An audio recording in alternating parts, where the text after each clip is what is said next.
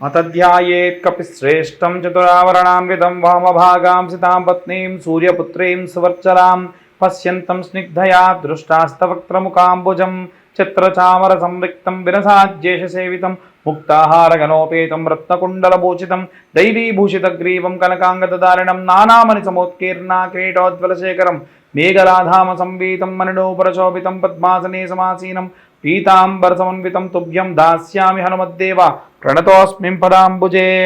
ప్రేక్షకులందరికీ కూడా నమస్కారం. ఫిబ్రవరి మాసంలో ద్వాదశ రాశుల వారికి ఎలా ఉండబోతుందో ఇప్పుడు మనం తెలుసుకుందాం. 2025 ఫిబ్రవరి నెలలో కన్యారాశి వారికి సంబంధించిన విషయానికి వస్తే వారి యొక్క మాస ఫలితాలు ఎలా ఉన్నాయంటే మిశ్రమ ఫలితాలు గోచరిస్తూ ఉన్నాయి. ప్రథమార్థం అంతా శ్రేయస్కరంగా లేదు, ద్వితీయార్థము చాలా ఆలోచించే విధంగానే ఉంది. అయితే ముఖ్యంగా ఈ యొక్క కన్యారాశి వారికి సంబంధించి ఎవరైనా సరే ఆపోజిట్ జెండర్తోని వచ్చేటువంటి స్నేహపూర్వకమైనటువంటి విషయాల్లో జాగ్రత్త వహించండి.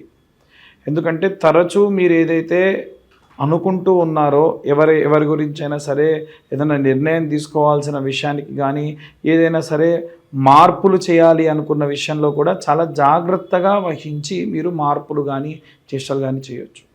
అయితే ఈ యొక్క ఫిబ్రవరి మాసంలో ఎందుకు వీరికి ఇంతగా అంటే కుజగ్రహం యొక్క సంచారాన్ని బట్టి వీరి గ్రహస్థితులను బట్టి చూసుకున్నట్టయితే విద్యార్థుల విషయంలో వీరు ఊహించిన దానికంటే మంచి మార్కులు వచ్చినా అనుకున్న గ్రూప్ సెలెక్ట్ చేసుకోలేకపోవడము, లేదా ఏదైనా కాంపిటేటివ్ ఎగ్జామ్స్కి వెళ్ళాలి అనుకుంటే సమయానుకూలంగా వెళ్ళలేకపోవడము, ఎగ్జామ్స్ రాయకపోవడము, చాలా రకాలైన ఇబ్బందులు పడతారు. పర్ఫెక్ట్ ప్లానింగ్ వేసుకొని వెళ్ళండి, మీకు పక్కా మంచి జరుగుతుంది.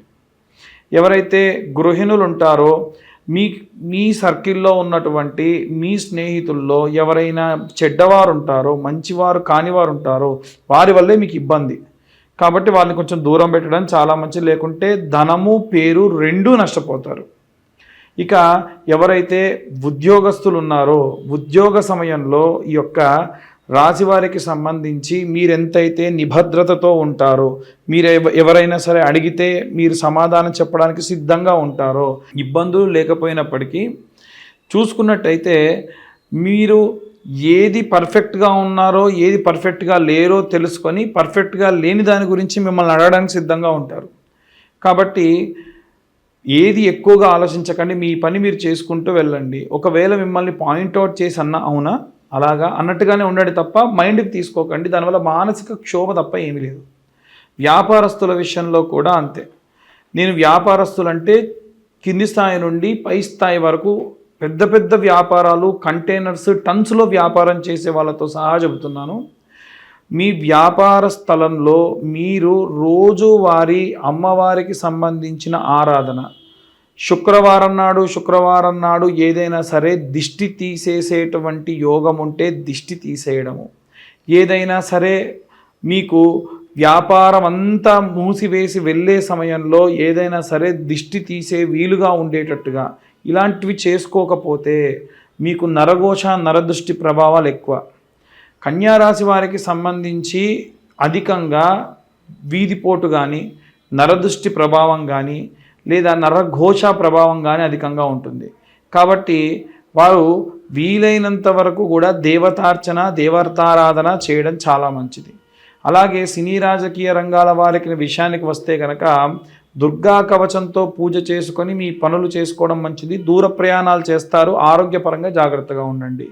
అలాగే దూర ప్రయాణాలు చేసే వాళ్ళు, వేరే దేశాలకు ప్రయాణం చేసే విద్యార్థులు, ఉద్యోగాలు కూడా ఉన్నారు.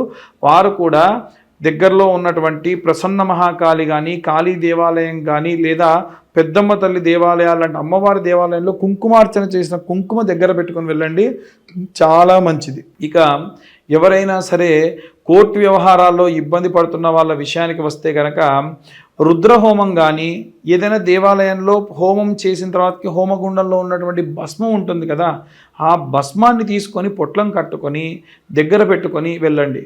ధైర్యంగా మీరు చేయాలనుకున్నటువంటి పనులు, అవ్వాలనుకుంటున్న పనులు దిగ్విజయవంతంగా పూర్తవుతాయి. అప్పటికి కూడా అవ్వలేదు అంటే మీ గ్రహ సంచారం, గ్రహస్థితి విషయంలో చాలా జాగ్రత్తగా ఉండాలి.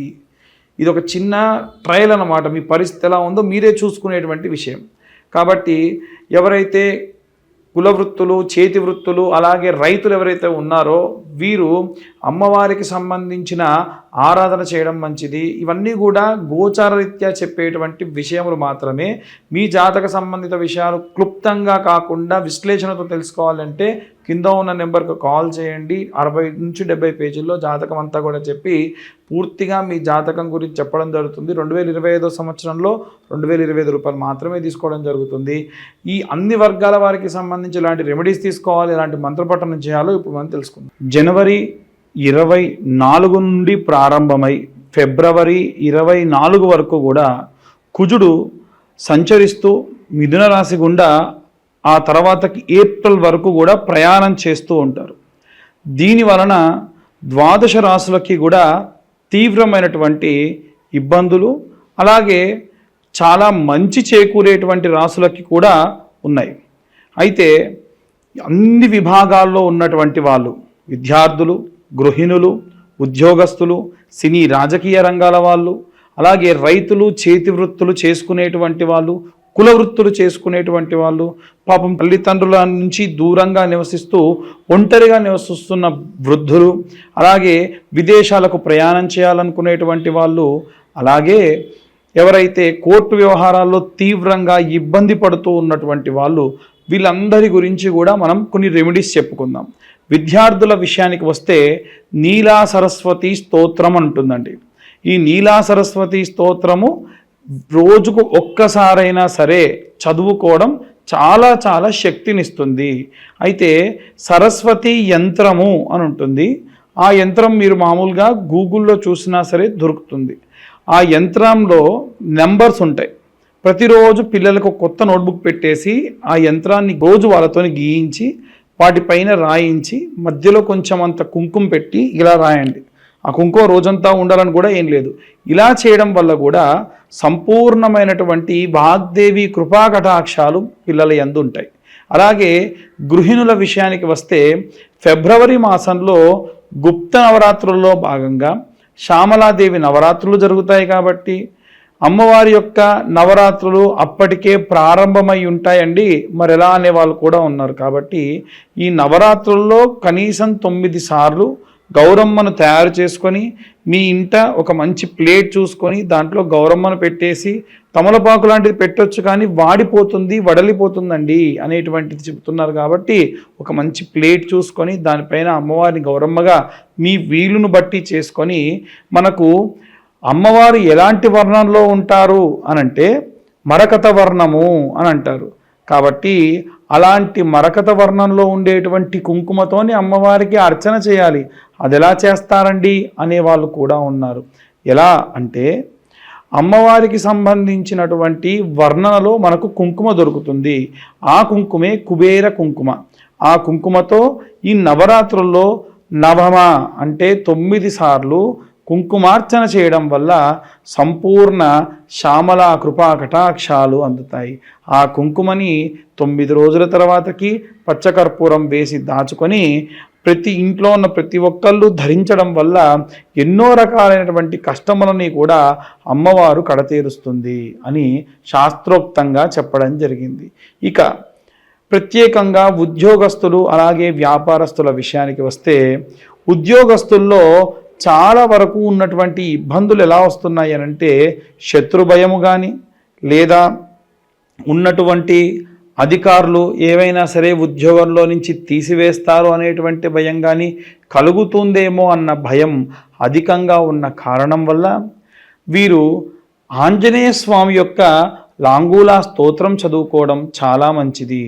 రోజుకు ఒకసారన్నా హనుమత్ లాంగూలా స్తోత్రం విన్నా చదివినా సంపూర్ణ కృపాకటాక్షాలు అందుతాయి.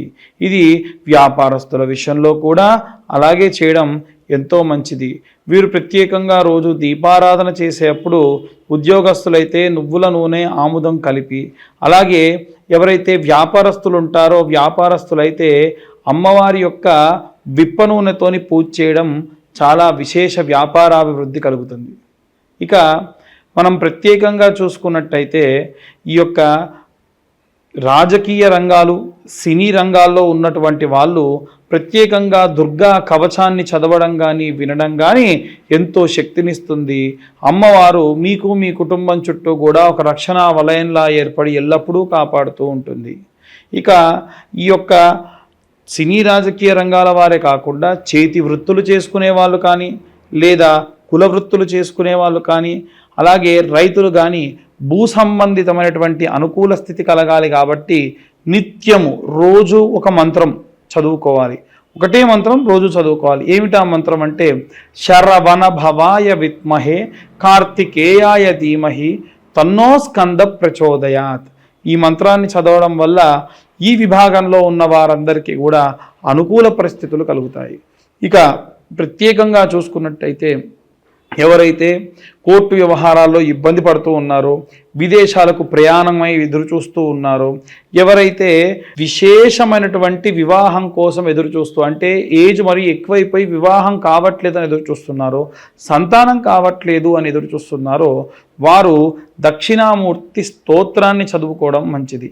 దక్షిణామూర్తి స్తోత్రము వీరికే కాదండి, అందరూ కూడా చదవచ్చు.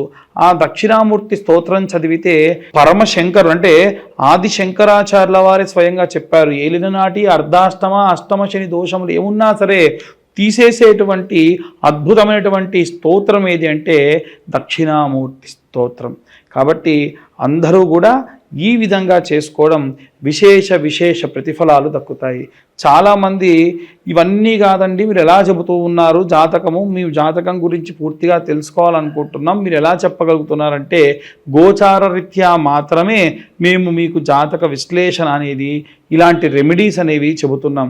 నిజంగా మీ పూర్తి జాతకం ఏంటో మీరు తెలుసుకోవాలి అనుకుంటే కింద కనిపించే నెంబర్కి మీ పేరు, date of birth, time, place అన్నీ కూడా పంపిస్తే పూర్తి వివరాలతోని మీ జాతకం అంతా కూడా విశ్లేషణతో మీకు చెప్పి పూర్తిగా అనుకూలంగా మీకు ఎలాంటి రెమెడీస్ తీసుకోవాలి, ఎలాంటి మంత్రపఠనం చేయాలి అనేటువంటి విషయాన్ని చెప్తాం. ఎట్టి పరిస్థితుల్లో డేట్ ఆఫ్ బర్త్ టైము లేకుండా ఎవరన్నా జాతకం చెప్తానంటే నమ్మకండి. ఎందుకంటే అందులో పూర్తి విశ్వాసంగా చెప్పడం కుదరదని. ఎందుకంటే పేరు బలం గల వాళ్ళందరూ ఒకేలా ఉంటే ఈ ఇబ్బంది ఏమిటి, మంచి పేరు ఏదో అందరూ అదే పెట్టుకుంటారు కదా. కాబట్టి పేరు వల్ల వచ్చేటువంటిది కేవలం పావంతు మాత్రమే. పూర్తి 100కు 100% ఆ పేరు బలం మీద వచ్చేటువంటివి ఉండవు. కాబట్టి వీలైనంత వరకు కూడా పేరు బలంతో చెప్పేటువంటి దాని గురించి నమ్మకండి. మీ పూర్తి డేట్ ఆఫ్ బర్త్ టైం ఉన్న వాళ్ళే జాతకం గురించి తెలుసుకునే ప్రయత్నం చేయండి. లేదా ఇప్పుడు మేము చెబుతున్నటువంటి గోచార రీత్యా చెప్పేటువంటి విషయాలు మీ పేరు బలంపై మీరు సరిచూసుకోవచ్చు. ధన్యవాదాలు.